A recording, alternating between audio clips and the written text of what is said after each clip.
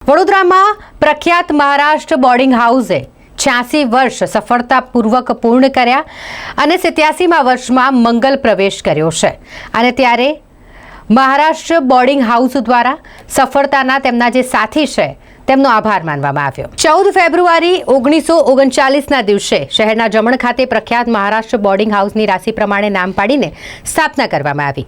પુરુષોત્તમ લાલ જોશીએ MS યુનિવર્સિટીમાં ભણવા આવતા વિદ્યાર્થીઓ માટે એક આનાની ગુજરાતી થાળી ખવડાવવાની શરૂઆત કરી હતી, જે પરંપરાને આજે 86 વર્ષ પૂર્ણ થઈ ગયા છે, જેને હજુ કેતન જોશી ચલાવી રહ્યા છે। એક આનાથી શરૂ કરવામાં આવેલા ગુજરાતી થાળી હવે 140 રૂપિયાની છે, પણ તેમાં જમવાવાળાની સંખ્યા કે તેનો સ્વાદ અને ક્વોલિટી એવી ને એવી જ છે।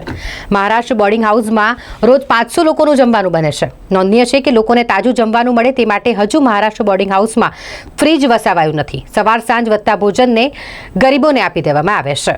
બસ અમારા વડીલોના આશીર્વાદ છે અને જે બધાને અહીંયા જમવાનું ભાવે છે, જે પસંદ કરે છે અને બધા ઘર જેવું કહીને અહીંયા જમવા આવે છે, એનો અમને આનંદ છે અને આ રીતે એમના આશીર્વાદના લીધે જ અમે આ ટકાવી રાખ્યું છે। એટલે જો ફ્રીજ તો હવે જમવાનું તો આપણું કશું સવારે સાંજે અલગ અલગ જ બનતું હોય છે, એટલે સવારનું સાંજે કેવી રીતે આપણે ચલાવતા અને જો વધે તો પછી રાતે જે માંગવાવાળા આવે તો એ લોકોને અમે આપી દઈએ છીએ।